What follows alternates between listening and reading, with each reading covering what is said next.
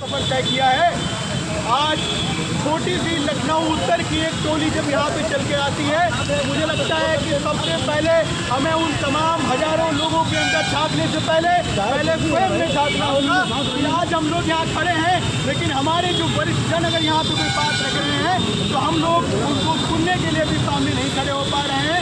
एक छोटा सा जो विषय यहाँ पे ले सकते हैं और हम लोग हिंदू एकता की बात करते हैं। मैं अभी के विषय को छोड़कर आपको थोड़ा इतिहास में झांकने पे मजबूर करता हूँ। आज हम जब 800 सालों 600 सालों से एक मुगल काल शासक के जब अधीन रहे, तो क्या आपको लगता है कि जिस देश में भगवान राम, भगवान कृष्ण और परशुराम जैसे देवता ईश्वर पैदा हुए थे, उस धरती पर ये मलेच्छों का शासन हो पाना आसान था क्या? आप कह सकते हैं आसान था क्या? नहीं आसान था, लेकिन उसको आसान किसने बनाया? इस देश में पैदा हुए, इस देश में तमाम हमारी नीतियों ने हमको उनका गुलाम बनाया। मैं एक छोटे से एग्जाम्पल के रूप में अपनी बात को आपके सामने रखता हूँ। हमारे देश में सदैव से हमारे क्षत्रियों के पास एक युद्ध नीति हुआ करती थी। हमारे क्षत्रियों की युद्ध लड़ने का एक तरीका हुआ करता था। भगवान राम सदैव कहते हैं अपनी रामायण में, जब वाल्मीकि की रामायण हम पढ़ते हैं या तुलसीदास जी को पढ़ते हैं, तो वहाँ पे तमाम बार एक कथन का प्रयोग होता है कि भगवान राम और लक्ष्मण विप्र पे, महिलाओं पे, बच्चों पे और बुजुर्गों पे अपना हाथ नहीं उठाते। लेकिन ये मलेच्छ जब हमारे देश में आते हैं तो इन्होंने नरसंहार के रूप में पहले युद्ध के बाद हमारी महिलाओं का चरित्रहरण करने का काम किया। यहाँ तक कि उनके गर्भ में पल रहे छोटे छोटे बच्चे तक को मार देने का काम किया। इन लोगों की मानसिकता इतनी जमीनी स्तर की थी, इस स्तर से, क्योंकि हमारे देश में माना जाता था हमारे पास में एक युद्ध नीति थी, जैसा मैंने अभी आपको बताया।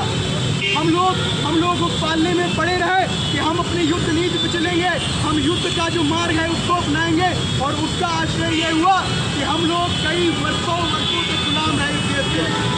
उसके बावजूद हम लोग इतिहास में झांकने का काम नहीं करते हैं। हमारे पास आज तक हम लोग एकजुट नहीं हो पाते हैं।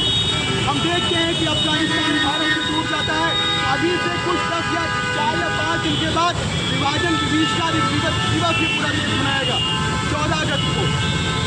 क्या है उसका एक इतिहास में झांकने का काम कराते हैं ये दिवस। 14 अगस्त को पाकिस्तान भारत से अलग हुआ था, और भारत से पाकिस्तान अलग होने के बाद हिंदुओं की स्थिति वहाँ पे क्या हुई थी, ये किसी से छुपा हुआ नहीं है। हमारे देश में जैसे अभी हमारे बड़े भाई अभिनव वाजपेयी जी ने एक बात रखी कि हम लोग पानी को लेके छोटी चीज़ों को लेके आज वोट बैंक की राजनीति में पड़े हुए हैं।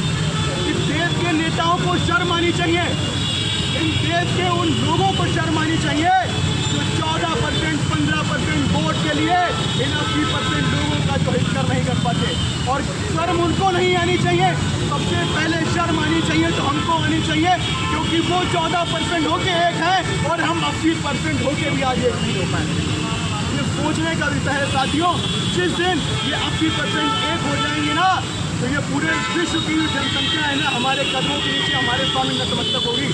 और ये बात मैं घमंड से नहीं कह रहा हूँ। घमंड से कहने का अर्थ ये है कि हमको उनके अपने पैरों की जूती नहीं बनानी, हमने लोगों को अपने सिर का ताज बनाया है। हमारे सोमनाथ मंदिरों से लूटा हुआ सोना आज पूरे विश्व को आज भी जागृत करने का काम कर रहा है। वो आज भी अपना पेट उसी से पाल रहे हैं। ब्रिटेन के किसी भी जगह पे जाके आप देखेंगे तो उनके यहाँ आज भी हमारे हीरे जवाहरात रखे हुए हैं। ये हमारी रिच परंपरा रही है भारत देश की। इसी के साथ मैं चाहूँगा कि हमारी एकता को बल मिले, और आज हम लोग जो यहाँ 80 की संख्या में है, ये 800 और 8 लाख में पहुँचे। धन्यवाद।